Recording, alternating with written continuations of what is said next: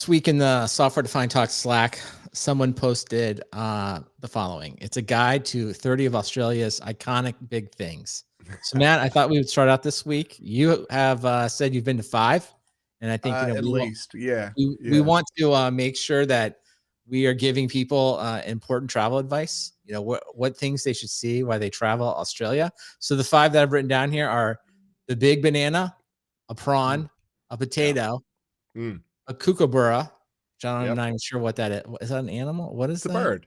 It's a It's a bird. bird. Sorry, a It's the bird. famous, like, the laughing My kookaburra. apologies. My apologies. I should have known. And then Ned Kelly. So, Yes. what I could discern what these are is these are just giant, what we call them not statues. They're just like That's how this whole all came up. There was this kind of humorous infographic. I don't know if it's meant to be humorous, but going around showing the tallest statue on each continent. And so, North America, you've got the Statue of Liberty, right? And in Asia, there's this giant statue in India that's like 200 meters tall. It's like the largest on the planet. And then when they got down to Australia, it said there was the 15-meter. I don't even remember which one it was. Was it the cow? I mean, there was a lot in there. It was yes. Yeah, I think it was a 15-meter tall cow. And it's part of this tradition in Australia where all these little rural towns would they would build something large and it would become a tourist thing. Like, oh, come see the big banana and Port Macquarie. And so it's like we went and saw the big banana. It was and there was like a whole little mini theme park around it and bananas, a gift shop and a gas station, of course. But that's how a lot of these things got started, and I think they keep doing them. I mean, like, more of them seem to be popping up. It's just, if you are a small rural town, you have to have something to draw the people in, and that's what Australia's chosen to do. Big things. So I guess we're to say they're like very large, like man-made, I don't know, like sites, I guess is what we should see them that should be experienced. So we'll give us, and they do have them on because we're not going to do all 30. We'd be here for a long time. No one wants to see that. For example, we're not going to go over the big boxing crocodile, but they do have them, if you will, sorted by, I guess, region of Australia. So you can definitely, no matter where you are, there's probably something there. But so give us some inside baseball. I don't know, inside info on on what's going on here. So if you had to pick from the 5 that I've listed here, the big banana, the prawn, the potato, the kookaburra, or Ned Kelly, which one would you make an effort to actually see? Well, the Ned Kelly is kind of iconic. He's this, they call him a Robin Hood type figure of Australia, but essentially this guy didn't want to pay his taxes and got into a gunfight with the police. So that one's impressive because Ned Kelly built himself a suit of armor when he went gunning with the police, and so it's got like a kind of a bucket head and a plate on the chest, and so that's neat, I guess. The potato, though, the potato's where it's at, because this one, it's out in the country, up in the mountains, and you get there and it's just this big round brown thing in a field.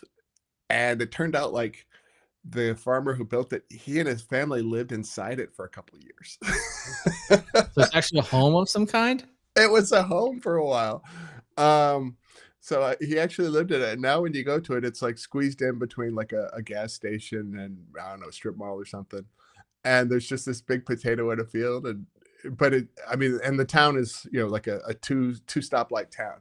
So I think the big potato is the one I've seen most recently. So Ned Kelly's one potato, and not to let's see, what is the official name of it? It is known the as big potato. Big potato is and Robertson is 2. Then that's your 2. Oh, I mean, so now we're left with, well, the big banana is the most touristy one, because that is so you're re-ranking, is that number 1? Is that, well, how can you rank them? How can you pick a favorite child? I don't know. We have 5 here. You have to rank them. You have to. I just you have to I'm just just saying the basically. ones that stick out in my memory the most, All right? right. So give us one fact about the big banana, other than it's a giant banana. Is there anything else to say? Is the town big? Is there stuff around Yeah, it? it's I think I said Port McCoy, but it's actually Coffs Harbor, which is Mhm. a little farther up the coast. We that's the town where listeners may recall there was a snake in our Airbnb. We've Mhm. been back. We have not been back to that Airbnb yet, but we had been to it 3 times. We're thinking about going a fourth, but that's one of our favorite destinations is Coffs Harbor. The big bananas there. We did not partake of the theme park, but we did check out the gift shop. All So right. Then what can you tell us about the prawn?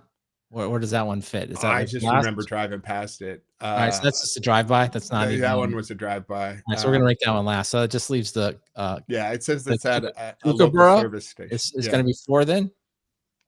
I guess. Similarly, I think we just drove by.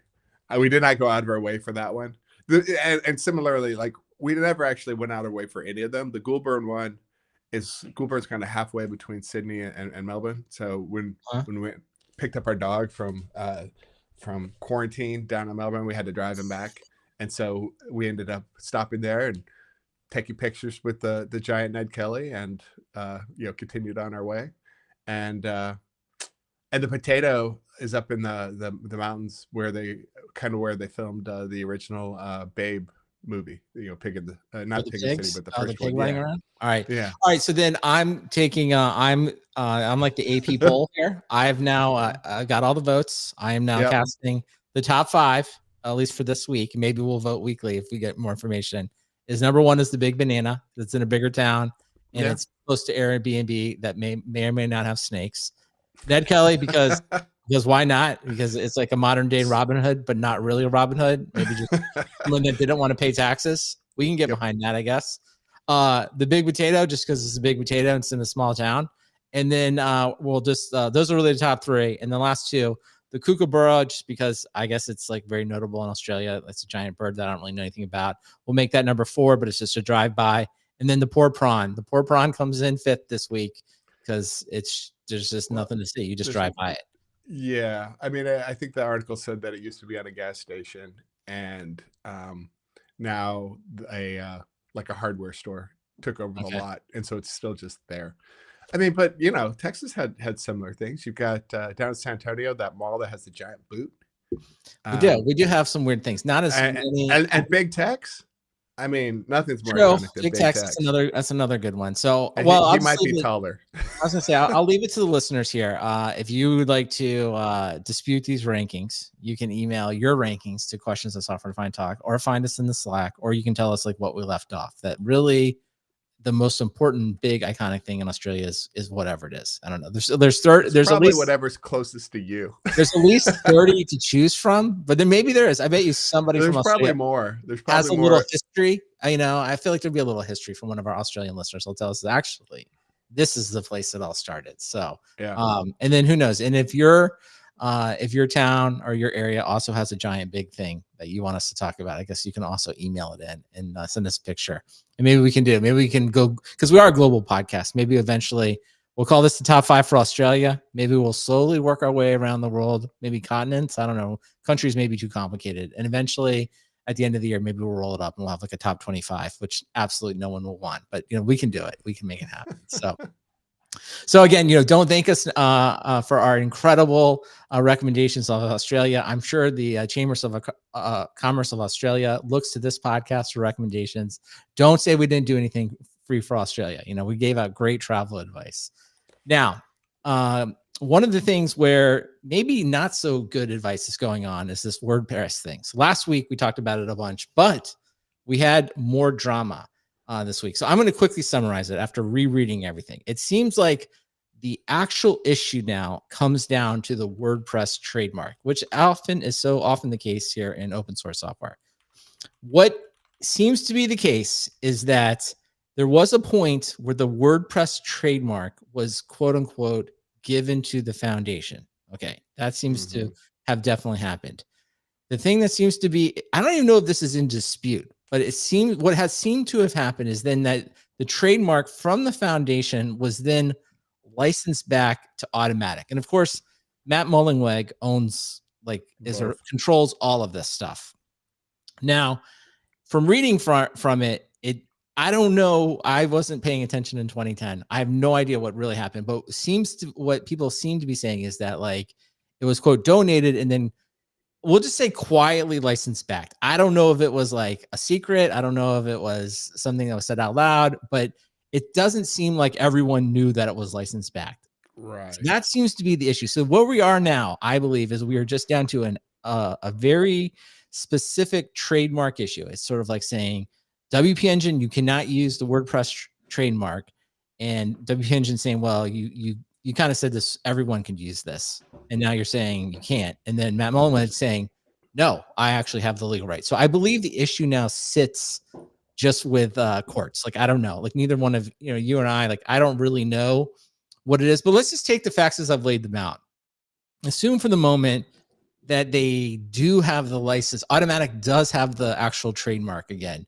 Like, well, maybe this is not like, maybe, I don't know how to say this. Like, it's not maybe illegal what went on, but it's like, it seems very, yeah, I guess that's the saying. Like, even if we just take it at face value, like, I think the problem here is when you talk about someone being a benevolent dictator for life, the word dictator is still in there. And so it's like, he never really gave up control of anything. That's what it really looks like. And he gave it to the foundation that he manages, right? And I mean, we can go through the details more and more, but I mean, essentially it's like, this is the Matt Mullenweg WordPress project, .org. Right. It's his, or at least that's how he's acting. And apparently he seems to think he has the legal docs to back him up, but it's really against any sort of spirit of open source, as far as I believe. All right, so I think we would say like it definitely violated the spirit of open source. I think to some degree, I think we'd say it sort of violated the community's understanding of open source, because you're sort of like whipping this out like in, I don't know, let's say all this happened in 2010. So like we're talking 14 years later, this is now coming up. History. Yeah. Right. And it's just like, so everyone, I don't know, it's almost like the opposite of like, what do they talk about it? Like you've been using it for so long and you haven't defended it. It's just like becomes public domain at some point, right? Like, it's just like everyone thought this. Now, there's a great quote. I think The Verge got it where, I mean, I believe them. It looks like they got them on record where they just says, where Matt Mullenweg says, quote, WordPress.org just belongs to me. So I don't know, like there's not much more to debate. When someone says that, they basically are saying, to your point about being a dictator, like they own it, they can do whatever they want. I mean, yeah. And so at this point, we're kind of debating benevolent. So yeah, so it's interesting. So I guess the thing going forward here. So I guess now the other thing that happened. So I think we can leave that there. It's like at this point, it seems like it's going to be with the courts and the attorneys. Like we will just let them fight that out, and we will wait for someone to summarize the ultimate legal, I don't know, doings or whatever rulings come out. We'll kind of watch for them. But I don't think either of us really have an opinion. It seems like, I don't know if this is illegal, but it seems wrong. I guess that's where I would leave it. Which is, I realize it's not a court ruling. I realize the courts will be like, you did a bad thing, but it wasn't illegal. That happens all the time. But it definitely seems like this was just wrong. So yeah, well, and that's what's right or wrong with the courts is they're not going to do what feels right or wrong. They're going to go with what's in the contracts. That's right. So So this could end up having something that makes WordPress happy, or makes Matt Mullenweg happy, and continues to piss off the rest of everybody, because even his own employees aren't crazy about what's going on. Well, that brings us to the next thing. So as if this couldn't get like more interesting or more weird. So there was a blog post that went out. So they came from Matt Mullenweg directly. So it was titled Automatic Alignment. So evidently there was obviously a lot of people inside the company that were unhappy with what was going on. So what WordPress, and I guess Matt Mullenweg ultimately did, is that he offered everybody in the company either $30,000 or 6 months of your salary, whichever is higher, and you could just basically leave. leave, and basically you say, didn't, because you don't agree, you're not in alignment, if you will, with this. The only thing that I guess that would cost you, obviously you get the money, but you will essentially never be eligible to, if you will, boomerang, to be hired back by automatic. Of course, as we've kind of seen here, I would kind of say no decision on automatic seems final. It seems like it could always just be overridden. Well, but you can always head over to WP Engine because you've cast your lot with the enemy apparently. yeah, so I don't know. So anyway, so they put this out there, which I mean, I don't even want to say like to his credit. I guess it's like, hey, you believe what you believe. I guess he is actually putting some real money where his mouth is, right? It's like, hey, this is what I believe. And so the results of it were 159 people took the offer, which is 8.4% of the company. Company. And it goes on to say that I guess most of the people, I guess 79.2% of the people who took it were in their ecosystems business. So I think that basically just means that like they were working on kind of the core WordPress stuff, because WordPress owns a bunch of other stuff. They own like Pocket Casts, Day One, Tumblr, Cloud Up, a bunch of other stuff. So there's a whole bunch of ops. They go on to say that 18 people made over $200,000. And really the hero, I hope they put their name out there, is that one person took the deal after only be working there for 2 days. It's like, you're like, you haven't even finished your onboarding. You're like, you know what? I'm just going to take 6 months. I'm going to leave. So, which had the dice, right? Yeah. I was like, why not? Because they probably were like, I was just interviewing. Like, why not? Like, why don't I just go for it? Still got momentum. Back to plan B with a 6-month check. Yeah. So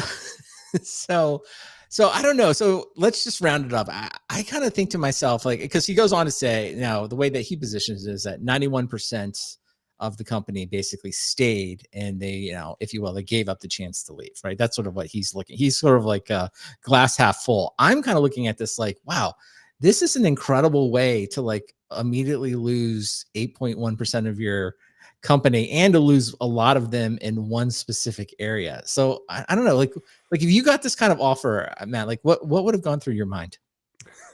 Well, the real question is, like, if you just had this as a standing offer in a company, how many people would take it at any given time, right? So if you take out the drama that they're going through, I bet you'd have at least half those people at any given time. He lost 8.4% of their employees or whatever. I bet 4 or 5% of people would be like, boom, 6 months salary, I'm out of here. Like, it doesn't matter that there's drama going on. I think people, it's not a great time to be looking, but you should always kind of keep the irons hot in the fire, because you never know. And this is 6 months salary is pretty good severance compared to a lot of places. And so that's I think a lot of people just took it because it's good money, whether or not they agree with them or not. That's kind of what I think. But yeah, I mean, obviously I'm not going to take it. But there have probably been times at other jobs where you look around and you're like, I would leave here if somebody made me an offer. But well, that's why I think the whole thing is really interesting, because what you really want to know is, like, of the 159 people, like the secondary survey you want to do of the people that left, how many people left on like some like ideological moral reasons. Idealism. They're like, I really disagree with this, and I'm so upset that I want to leave. And that was the reason. Right. Versus other people were just like, well, this just what you said. They just did the calculation, like, this is a pretty good severance package. I've been thinking about leaving anyway.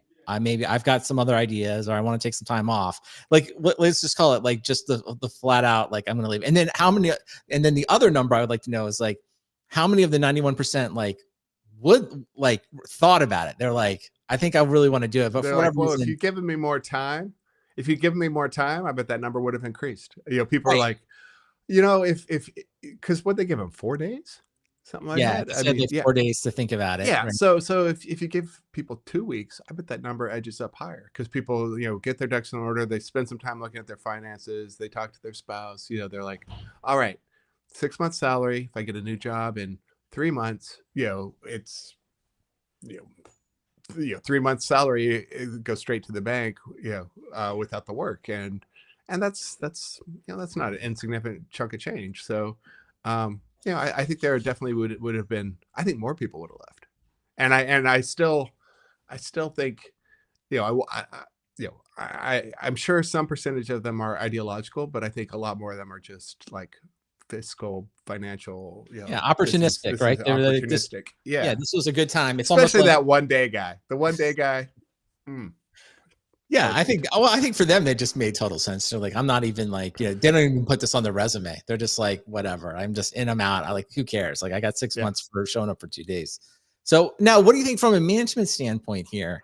Like, this just seems like a train wreck. Like, it Oh doesn't yeah. seem like any way you would want, like, if we just went back in time, if we just went back and said, kind of going back to the original thing is like, hey, you own WordPress, you feel like you're owed a license, a fee for this, right? You could just simply go to WP Engine and say, like, you're in violation of our trademark. Here's the agreement we would like you to sign. WP Engine could say, we don't believe that's correct. We disagree. And then WP Engine could say, or then sorry, WordPress could say, okay, we're going to take you to court, right? You don't Automatic. automatic, yeah, automatic. Thank you. Even I'm getting Yeah. confused. Automatic Yeah. could Yeah. Yeah. say, we're going to take you to court and we're going to force you to pay that. Okay, like maybe that's like a The hardball low tactics in key business, normal business route. right? Yes. Like maybe we look at that and be like, I don't know if that's great business, but it's kind of typical stuff in business. Like the things you didn't have to do is you didn't have to like turn it off on all the other people that were using WP Engine and they Right. couldn't get updates to the plugins, right? You didn't have to necessarily like put your employees in this like unusual situation where they kind of feel like they're, if you will, aligning with the community and at the same time, and then be forced to kind of make some career decision. And then, any company, if you just lose 8%, I mean, you have to think to yourself, like, there were some people that even Matt Mullenweg himself thought, like, I'm disappointed to lose this person. Like, this Yeah. person has been really valuable to the company. Maybe not, he doesn't feel about that with everyone, but, so it's sort of like you didn't even get a chance to, if you will, make a decision about who went there. So I don't know. On the face of this seems like just completely awful management. Like I don't understand any of it. I don't understand why. Like I understand the dispute and that you feel entitled to money and that can be litigated, but I don't, everything beyond that, like how you would do it, this seems totally crazy. Yeah. I mean, if he'd done it the normal way, we wouldn't have got to talk about it for 2 weeks in a row. I think I It think is good for he's podcasting. just here to be good for podcasts. That's what his goal is. Yeah, I mean, this was. I mean, yeah, it was just a bad look through and through. Because at first, I felt a little, oh yeah, you've got this freeloader problem, and then as it got more details kind of came out, it just looked worse and worse for automatic, and then like the whole like I'm gonna let my employees quit thing. That's just weird and bad, and um, yeah, no, nobody is gonna write a business book about the Mullenweg way, right? Hold on, wait, wait. Well, what do you think? Like, rolling it forward. I guess the question always comes down to like, will this lead to a fork? Like, WordPress is a pretty, I feel like it's like a gnarly piece of software. Like, I don't know. Are there lots of, because I think there's lots of developers who are always like itching to go to like fork something and build something, like certainly in the infrastructure world that we're in. But like, do you think there's the same set of developers out there? Like, yeah, I want to get in here and fork WordPress and like rewrite this thing. Are they just like, No, a lot of no, spaghetti no, no, code? no. This is a I've got better ideas than WordPress. I'm going to run my own territory, which nobody. I mean, yes, somebody like a WP Engine would pay for a fork, but no Mhm. individual developer is going to be like, I love WordPress so much, I'm going to take unless they had a business behind it. Like Right. so, I think CMS, yeah, it's not glamorous, but there's a lot of them, and a lot of developers have scratched that itch, and a lot of developers think that they could do better, and that's just how developers got to develop, right? That's what they do. They're not here to like fork a 20-year-old piece of code and try to reestablish it. Instead, they're going to write an Nginx to your Apache. They're going to write, the next version. They're going to take the lessons learned and write something new. But sure, WP Engine, they would finance maintaining a fork. That's what I see more likely. Yeah. Well, and you can also say maybe WP And you engine, call it something else, you know, you right? call it, you know, ZP engine or, you know, whatever, you know. It has to have like a fruit or vegetable in it, right? Isn't that how we're always doing? All forks are now having something like that. Well, what I Tofu, was going to say though is bao. the other thought would just be is like, does WP Engine sort of like lead the way, the Band of Brothers kind of moment where they like, hey, let's get everybody else that's Well, that's doing the thing. something. Nobody trusts WP engine though. That's, you know, you've got, you know, Dumb and Dumber here arguing with each other, and So nobody there's no wants like to the be on enemy their of side. my enemy is my friend. It's like, no, everyone's No, just you look at enemies. those guys and you're like, oh, I'm gonna align myself with the freeloader. It's like, oh, that Scorpion's gonna make a great partner.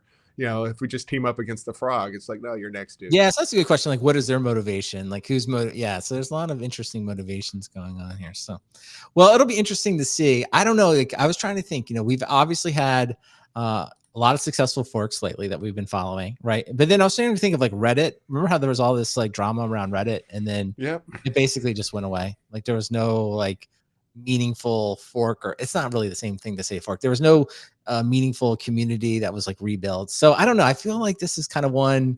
I guess it's just my own. I guess I'm probably too scarred by my own attempts to use WordPress. Like, I just don't even want to get. I just don't want to touch it. I'm like, it's Yeah. just messy. So Yeah. we'll Yeah. see. All right. Well, best of luck. We'll keep everyone posted. We'll see what happens next with WordPress, and hopefully the legal filings will be fast and furious. And I will say, Matt Mullen, like, he has been great for podcasting. I think we look forward for him appearing on a podcast where he just goes through it. I do think the lasting thing, his lasting quote here, will be WordPress.org just belongs to me. It's like, well, okay, I don't know. I don't know what else. Anything else can be said by that. That may be your ultimate dictator phrase, Matt. We're like, well, you've gone too far. Once you've said something like that, you've definitely gone too far. So now, speaking of going too far and talking a lot about return to office, right? So our friends who I don't really know, so I don't know why I said they're my friends, but when you listen to a podcast by people, you feel like you're friends. Over at Oxide, they did a really long episode, as only they could do. And if you think Cote has some tangents, go listen to them, right? That's always my thing. It's like, they've got some. It had some good tangents, though. The story listen, about every tangent can be good. I'm just saying, like, some people don't like the tangents. The NetApp CTO fan club. I mean, come on. That was crazy. Beautiful. That was more crazy than Cote talking about Chick-fil-A. So I thought it was nuts. But anyway, it was a fun listen. So they went through a long discussion about RTO. And I think one of the things they kind of came back to was this idea that it was like kind of just like a dress code. And I think, Matt, unfortunately, we're old enough. Like, I don't know, Matt, did you ever have to have a job where you actually wore at least like slacks and maybe a tie? Did you ever, early in your career? I definitely like when I was doing professional services consulting stuff, there were customers who had dress codes, and there was we worked with a company that had a suit and tie requirement, even for developers. And so I suited up, and one of the guys on my team showed up in like cutoffs and flip-flops, and our VP of services literally gave him the suit off his back. Whoa. Yeah. Okay. But I mean, the dude had dreadlocks even. I mean, it was just like, wow. All right. The work got done. That was what was important. And we all learned a valuable lesson when a customer has, when the customer has a dress code, you match the dress code because the customer's always right, I guess. But also, like, it has nothing to do with your ability to get work done. Yeah. Well, the part that I thought was interesting, and that's kind of where I think they ended up. And the reason I brought it up was that, kind of summarizing almost their 90-minute conversation was sort of like, and the reason they're using a dress code is that like, this was something that was like in the 90s, right? It was still talked about. Like, you would maybe ask about the place, a place would kind of play it up. They'd be like, oh yeah, we don't have a dress code. Now today, casual Fridays. Right. Yeah. It's that thing. Now today it's, it's kind of second nature, right? Like, yes, I'm sure there are places that do have dress codes, but for the most part, everyone just wears what they want. And that was kind of their point, was like this idea of work from home. It's going through the same type of life cycle, right? Today is still talked about as like can I work from home? Or, maybe I can, maybe I can't. But eventually, as if you will, as maybe the younger people move up, it'll just be second nature, right? Like everyone will kind of just think, of course I have a job where I work from home. That was kind of their, if you will, their analogy, and that's where it was coming from. And they actually did a long, of course, I really appreciate this. I won't say it was a dramatic reading, but they went almost line by line through the letter written by Jassy about the return to office for Amazon, which was great. Again, I'm not going to recreate that. We're always here for the deep reads. Yeah. I love it. I love, going deep on an executive letter. I love it. I mean, just the entire thing was fantastic. And just the whole discussion about like writing on the napkin and agreeing with the spouse is like, that's just right up my alley. I feel like I was in the room. I was thinking the same thing, but it got me thinking more about, the opposite of it. Like, okay, let's take the opposite approach for a minute and kind of where does this come from? And this week, Matt, as if you will, let's introduce maybe a fun tangent that only a few people will like, and we'll try to keep it brief, not as brief as as possible. You know who you are. You know who you are. So, but I was gonna say, so I was, as I love to do, I was watching college football this weekend, and for those, we'll just keep it real broad. All you need to know is Vanderbilt is a very bad football team. They're very bad. A very good academic school. Great school. Fantastic academic school. But they are not good at football. They haven't really never been good at football. And so they defeated what most people considered like one of the best teams, and historically one of the best teams. And up until this defeat, they were considered like the best team this year. And that would be Alabama. So it hasn't happened in 40 years. So in the world of college football, and I guess the thing that kind of caught my eye is that what happened last year is the great coach from Alabama retired. Most people consider him the greatest college football coach of all time. He won 6 national championships and he retired. So he got replaced by a new coach. So that just sets the stage. You don't have to know anything about football, but everyone would describe the previous coach as being someone that was very demanding, that sort of instilled fear in his players, was very clear. Like if you made a mistake, you would not be playing. He knew the release notes backwards and forwards. He talked at reInvent the whole time. He knows everything about football. He held everyone accountable. And I think it's fair to say while he graded on people, like a lot of people would say like, oh, I don't really like him. He wasn't always the best to be around. Everyone respected him. And he never lost this kind of game ever, right? So it got me thinking about it. And so, of course, the predictable things now happen, right? It's like they brought in a new coach. We'll see what happens. Like he was considered a really good coach, but he's very laid back in comparison. He's mild-mannered.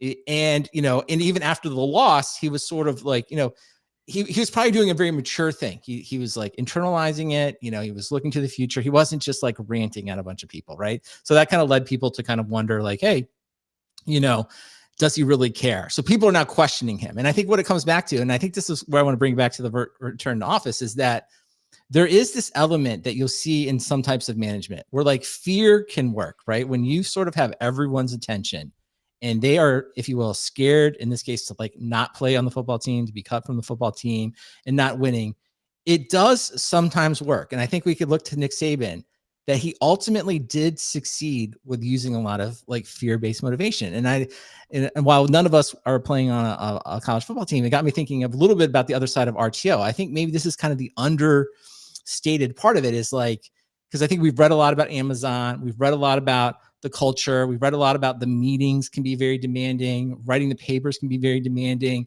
And that there is an element of like, I don't know if we want to say like fear, but there's a little bit of like uncomfortableness that I think Amazon likes to inject into their culture, right?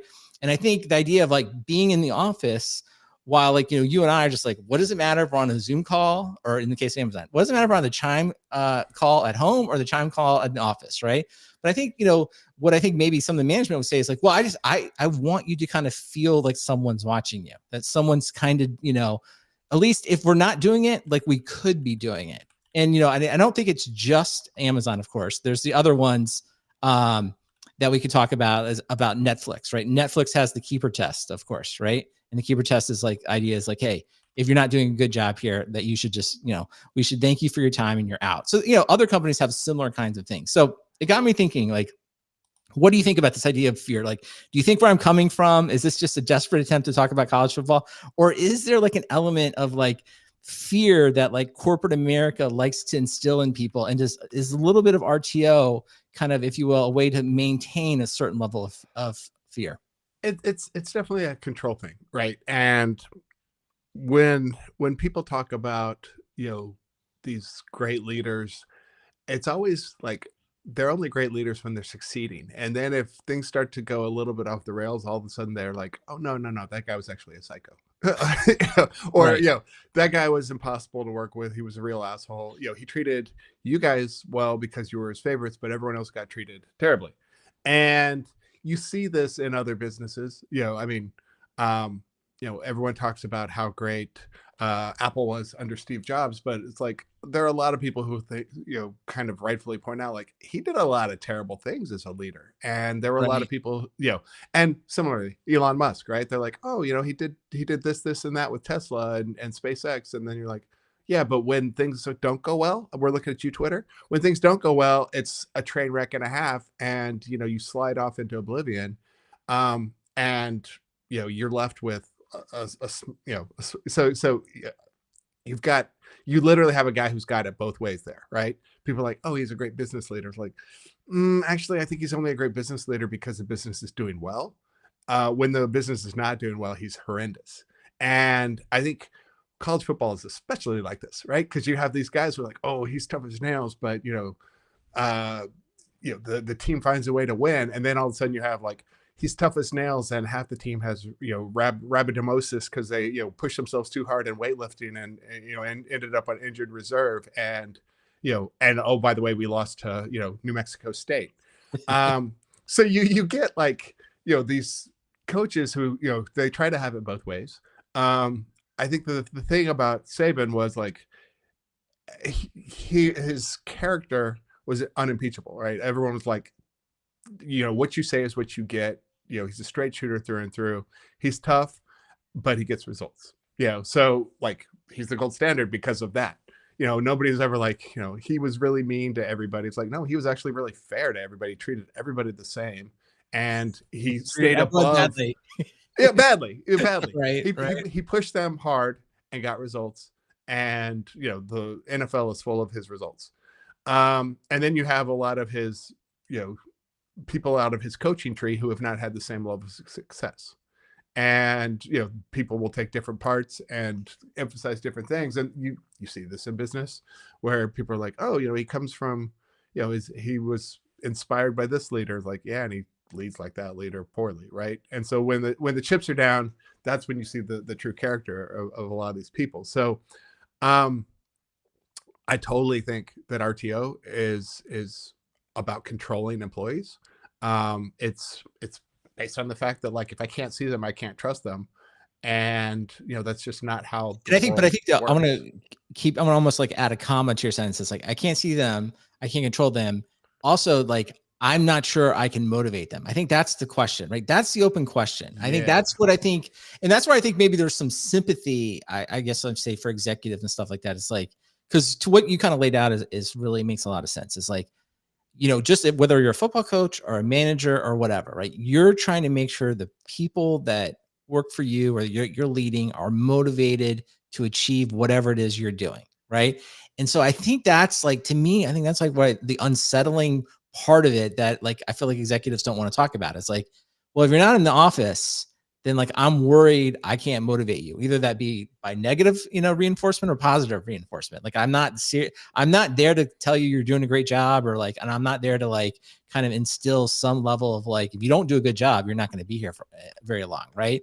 And so then I guess that's to me is the interesting point. And it's sort of like, I wish like, this is where I always wish we could like have more of these conversations, like, or have them out loud. It's like, what is, in this case, the Amazon S team, are they talking about it? It's like, listen, we've got to stay on these people. If we don't stay on this group, because I think what, at least the Nick Saban would say is, if left alone, right, people will, if you will, naturally find, if you will, a place to relax, right? Like an athlete will not run quite as hard, right? Because like it's just normal human nature to kind of find an area where you feel relaxed. You're not stressing your body. And I think that's where he sort of is coming from. That's why I think he believes he's always creating, if you will, these this kind of, you know, fear of something, fear of losing, and, you know, if, you know, on this idea that like other people are not holding you accountable, and I'm going to hold you accountable. So I think that's underlying all this. But I do think that the part I think is interesting about college football, and just one other note for everyone that's not a fan, is just sort of like the way it works here in the United States is you can only play college football for a limited amount of time. It's usually like 4 years, sometimes it's a little longer, and sometimes people leave early. And one of the things that we did learn from Nick Saban is like he's only really succeeded, at least at this greatness level, in college, where basically people had to leave every 3 to 4 years, right? Because I think when you find in like the professional ranks of sports is it doesn't work. Like you can't, if you will, be yelling at the same group of even higher performers because they've essentially rebel, right? They rebel and they, if you will, you were kind of outlining in format. It's like as soon as you're not doing well, you know, they kind of, if you will, they find a way to get the coach fired. So it only, you know, so there's kind of this unique environment, and that got me thinking a little bit about my own career and working. Is like I have had these jobs early in my career where I joined, like, you know, if you will, like it's like sometimes they're called like a boot camp, or like, you know, you kind of come in as part of like a new hire class, and you at that point like you really have no idea what you're doing. So in that case, it's like, yeah, like you just like I just remember doing what anyone told me to do. I just did it, and I didn't question anything, right? Yeah. And then over a period of like 2-3 years, especially when you're like in a more like consulting thing, you start to like learn like what your billable rate is, and then you start to learn like what you're getting paid, and then you kind of figure out what work you're doing, and then all of a sudden like you have more opinions. You're like, wait a minute, like why am I doing all this work, and you know I'm only seeing a fraction of this money. And then, you know, at that point many times it's time for you to move on, right? And you're ready to move on to a different part of the company and things like that. So it kind of makes me think a little bit about like management. It's like, hey, like what kinds of people are you managing? If you're managing a large group of very experienced people, like fear is only going to get you so far. And I think that's where the RTO comes back to the RTO. It's sort of like,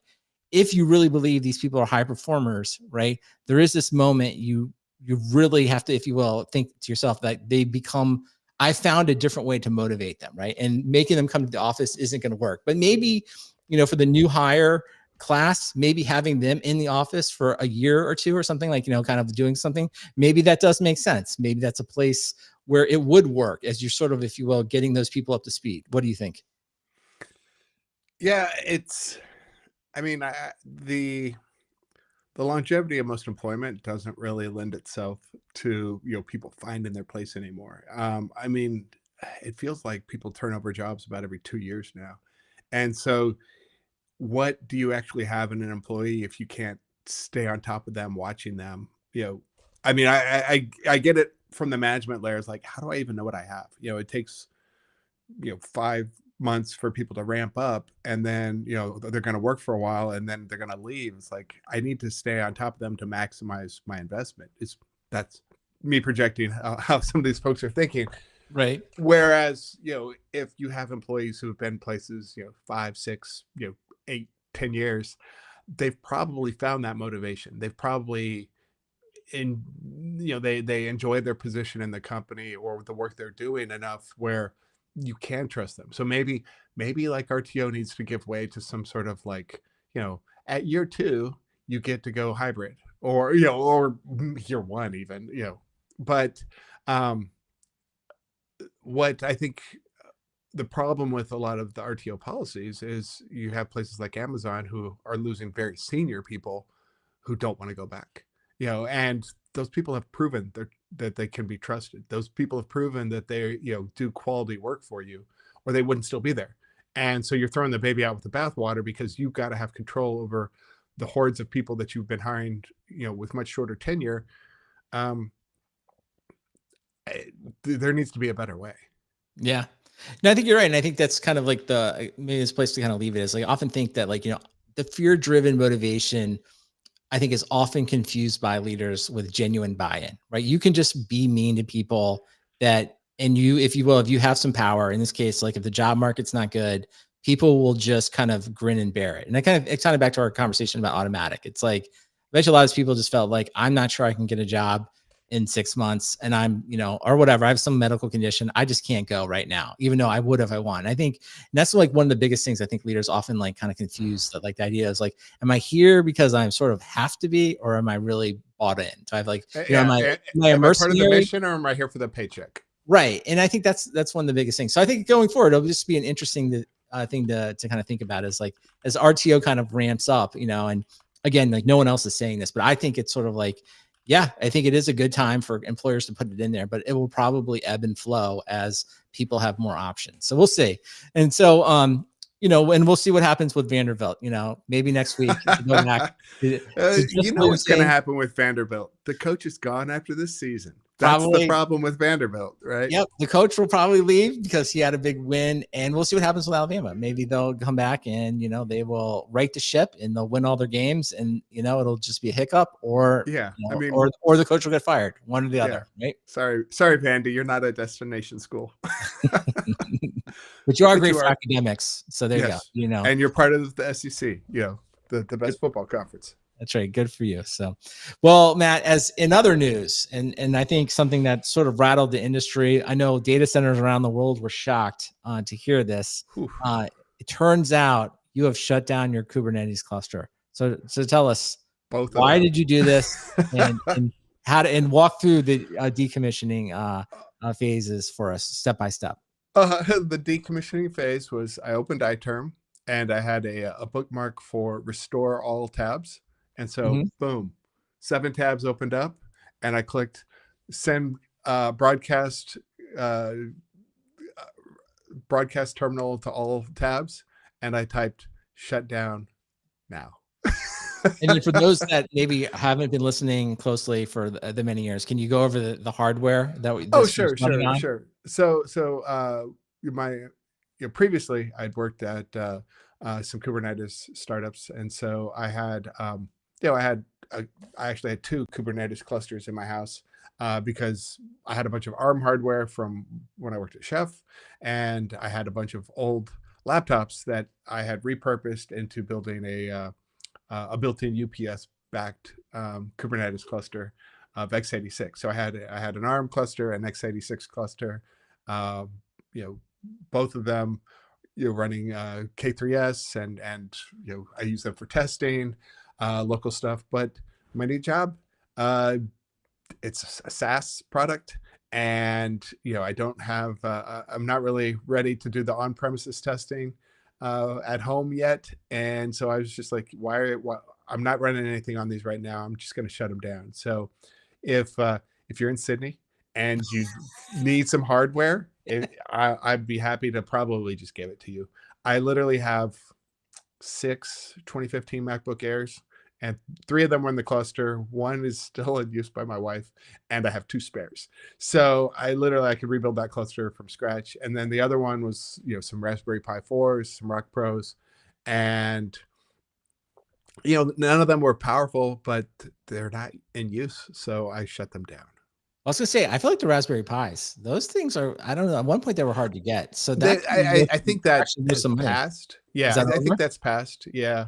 And their Raspberry Pi 4s and the 5s are out. So, I mean, maybe I could get $30 for them, but they might come back. You never know. You never know. You never know when you need to throw up another cluster. I was gonna say, do you have another home project? I don't. That's the problem. Is I don't have I mean, I have some stuff bouncing around that I just never quite feel like working on. But the cluster's there. And then somebody in the chat pointed out my new MacBook spanks the whole cluster. So I don't really need the compute. It's really just if I needed to play with Kubernetes. Right. The computers, the amount of heat generated in your house is no longer viable. We could say you could just go buy a faster computer to do all of this. Is that what you're saying? Pretty much. Yeah. And I think I talked about it in Slack somewhere, but back in like 2005, I had a cluster of Pentium laptops. Oh my that gosh. were held together with Legos, and I was running Linux Beowulf cluster on them. And so, oh gosh, it must have been in the late 90s. Holy cow.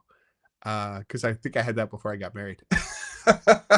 and and it disappeared when I moved in with my wife. I don't know. Shockingly. Shockingly. I wonder what happened with it. So, all right. Well, if you have ideas what Matt should do with this cluster, find him in the Software Defined Talk Slack, and give him ideas. Maybe it's a new media server, maybe it's some other random technology. I don't know. I mean, but Yeah. the community has ideas, so give Matt Okay. ideas. We don't want him bored with things like that. Yeah. Also, a couple things from our listeners this week I wanted to shout out here. One, Matt, I sent some stickers to, I believe it's Panache in Zimbabwe. I believe Boom. that's the first person from Zimbabwe. I hope I addressed the letter correctly, and I hope That's it awesome. gets there. So good to hear from them, and good to hear from someone. I think we've done Number South one Africa. tech podcast in Zimbabwe. Yeah, and Panache, you are now the Software Defined Talk official influencer of all of Zimbabwe. So congratulations. Update your LinkedIn. Send us photos. Yeah, that would actually be pretty cool. I would like to see some pictures. That would be fantastic. Also, from the long discussion last week about Chick-fil-A, I just want to say Chris from the Slack says he has a lukewarm take, and it says, quote, I'd rather have a Wendy's or nearly any other chicken sandwich over Chick-fil-A any day. So, Chris, I respect other people's opinion, but I got a hard disagree on this. I just like I don't know. I don't know if I can go with you on that. So, but yeah, everyone eat the chicken sandwich you like. It's okay. It's okay if you have different opinions, but I definitely not a Wendy's. I can't go Wendy's. So that that's where it is. Let the vegetarian quiz you on chicken sandwiches. Yeah, that's right. Matt will register a hard opinion about chicken sandwiches. There are some conferences coming up. A few of them you can see Cote at. Shockingly, he'll be at VMware Explore Barcelona, so November 4th through the 7th. He'll also be at, what is this? GoTech World. I don't know. That's in Bucharest, looks like. Yeah. And then he's in SRE Day Amsterdam. That'll be a long commute for him. And these all have coupon codes. So go to the show notes. You can see them. And then DevOps Day LA. I know, Matt, you've been out there and Scale 22. Yeah. So that's always a good one. That's going to be March 6th through the 9th. So check all of those conferences out. And I forgot to mention, if you would like a sticker and maybe you live in Africa, maybe you live somewhere else, all you have to do is send your postal address to stickers@softwaredefinedtalk.com. And to my knowledge, I can send a sticker anywhere in the world. Although there were some I tried to send in Nepal that kept coming back. So maybe there's a few places we can't, but most everyone gets them. So, check those out. Now, Matt, having said all of that, what is your recommendation this week? My recommendation is a book that the internet recommended for me called "This Is How You Lose the Time War." I say the internet because I saw people kind of sharing I guess it was a tweet or Blue Sky or somewhere that people were saying, read this book, don't read anything about it, just read it. And I saw it enough times that it just kind of like, fine, you win, right? It was $1.99 on the Kindle store. Definitely worth $1.99 or more. Very, very good book. I don't want to spoil too much about it, but the title says "This Is How You Lose the Time War," so there may be some time travel. So if you're into kind of twisty stuff with time travel, it's definitely a good read. I had some interesting things that I hadn't seen before. I don't want to spoil it, but it's nice and short. It's a fun read.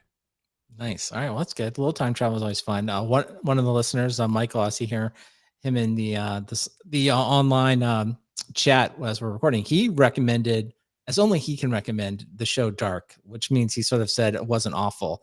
I will go ahead and ruin Dark for everyone. I'm just going to say it's confusing. Okay, that's what I'm going to say. That's my. I mean, I did like it, but I'm not like, if you made me explain what happened in detail. What's it on? Apple or? I think it's on Netflix. It's also, I think, originally in German, so you either have to do subtitles or it's been dubbed. But it's one of these that was recommended to me many, many times. I did watch it all the way through. Not totally sure what happened. So there you go. I don't know if that's a good thing or not, but I remember seeing that. Yeah. But this week I'm going to recommend 3 boring things because that's what everyone comes from. I'm going to just recommend routine maintenance. I've done 3 things this week that I thought were just kind of boring but very helpful. First, I actually finally took my bike in to get officially tuned up. I went to REI. You can go anywhere. Gotta say, Matt, if you haven't had your bike tuned up ever and you take it in, it comes back, it's like a brand new bike. I Oh was yeah, like, yeah. I mean, to the point of where I was like, I think I need to get a new bike. I'm like, I didn't need to get a new bike. I cannot tell you, just riding it, it was like going from, if you will, a car with no shocks and like a lot of squeaky, like just a beautiful balanced ride. So if you have a bicycle and you haven't had it tuned up in a long time, find a bike shop, go get it tuned up, and you'll feel like you have a brand new bike.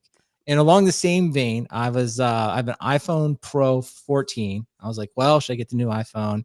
No. Decided I didn't want to, but I had 1 month of Apple Care left. So I took my phone in. They replaced my nearly dead battery. And I also had this like crack, a tiny little, not crack, some dead pixels on my screen. So the battery replacement was free. They put a screen on it for $29. And it comes like they clean it in a way. It still has that like static thing you pull off. Yeah. So this is what I did. I just changed my background or my lock screen to the latest, if you will, iPhone 16 background. Looks like a brand new phone. Looks like it's beautiful. The screen is beautiful. The battery is beautiful. So it's like, hey, I feel like I just upgraded my phone for $29. I do think Apple Care Plus. I don't know. Are you an Apple Care Plus person? Do you pay for that for iPhones? No, I'm I like. rocking I think my 12 mini. No dead pixels, no scratches. Oh, rocking it. I see it. I see it there. I Yeah. will say though, I think it's good because it's like prepaying a refurb. It's like, okay, well, right at the end, you can get a new battery and you can get a new screen if you need it. And it feels like it gives it a little bit more maintenance. I don't know, but I don't know. I guess I have to sit down and do the math. It's like $200 at the time of purchase. Like, is that good? Is it bad? We'll see it. And then finally, the most boring recommendation of all is I have this tankless water heater. If you have one of them, you have to like flush it every year. You have to basically, if you will, get rid of like, what is it? The desalinate it or whatever it is. It's a thing run through this vinegar or whatever. It's a process I hate touching it. I hate working on it. So sure enough, there's a company called Johnny Tankless. I guess this is Johnny Legion's brother. I found them in Austin. It was the perfect thing. The person came over. They actually did the entire thing. Took about an hour. I didn't have to touch any plumbing. I didn't have to do anything. My hot water heater is working well. The water doesn't have all the gunk in it. So it's fantastic. So whatever it is, wherever you live, I'm just going to recommend do some routine maintenance. And I think it's just like, hey, you don't have to save that much money. And it feels like, if you will, you're making your things, your existing things feel new to you again. I don't know, Matt, have you done any routine maintenance? Any routine maintenance in your life? Always. I mean, it's that the way things feel a little nicer after you've done the yard work or clean up around the house. You'll be happy to know I did spider vacuuming this weekend, and I got at least a dozen. So wow, that sounds like fun. Actually, that sounds pretty good. So, all right, well, those are good things. Well, what you should be doing when you're doing your routine maintenance, as Matt was, so especially yard work, you should be listening to a podcast like this. If this is your first time listening to it, you should go to you should go to softwaredefined. I can't even say the URL. Softwaredefinedtalk.com. There you can subscribe to all of our episodes. You can check out all of our links. We've got links to all of our social episodes. We've got a link to the Slack. We've got lots of fun stuff there. So check it out. Of course, if you want to see the show notes for this episode, you can go to softwaredefinedtalk.com/488. That's again 488. You'll see all the links to all the things we talked about and a bunch of links that we didn't talk about. And with that, we will talk to you next time. Bye-bye. All right. Good job as always. Good to see everybody on. I think I did. Did I put this in the Slack? Did I not, Matt, advertise it? Yeah, you did. I was looking in software defined talk. It must have been somewhere else. I mean, because I had it full screen, so I didn't see the chat, and then I was like, oh, people found it. So clearly somebody found it. All right, well, good. Well, hopefully you posted it to general, didn't you? Yeah, you posted it to general. Yeah, general. It's our Slack. We can just bother everyone. It is our Slack. We don't pay for it, but it's ours. It's just like it's a slippery slope from this to then I'm offering everyone buyouts in 6 months. Yeah. I own the Slack. It's only turns out I own softwaredefinedtalk.com. Yeah, it's like unbelievable. I own it. It's all mine. So good to see Aaron on. Aaron, Matt, congrats on your job at the Will It Wiz. So good to thank see you, Aaron there as well. I hope you're still enjoying Berlin. It's good to see System Sky on. He's paying for his iPhone. He's renting an iPhone forever. Brett's in on the bike tune-ups, so good to see him as well. And then what does Michael have to say? Yeah, Michael reminds us it is on Netflix. So dark, which is it's confusing. It's a confusing. And I like the fact that you got Derek Dooley in the software defined talks chat. Oh, That's a deep cut. Not many people are going to get that one. That's a real one. We'll see right now. Does anybody know where Derek Dooley coached? Matt, don't give any hints. We'll just wait here for a few moments. What college team you coached for? Is anyone going to get it? Man, this is what I've always dreamed of. Just hosting a college football podcast. Yeah. Like, you know what? Like we're gonna start recording. Now is our other podcast. We should do it. But weekly. Not only that, we have a group of listeners that have no interest in it either. Just us doing it. Yep, no idea. No one's got it. So it's like it's good. It's good. What step by step we're going to teach everyone about college football. It's going to be like Michael or Brett probably are the ones who no one's gotten. They've all given it up. All right. Well, I appreciate everyone that hung out with us on the stream today. It's always fun to see them. We will not be recording next week because I'm taking some time off. So you will probably hear an exciting interview. Stay tuned for that. And we'll probably be back the following week, probably around the same time. So until then, take care.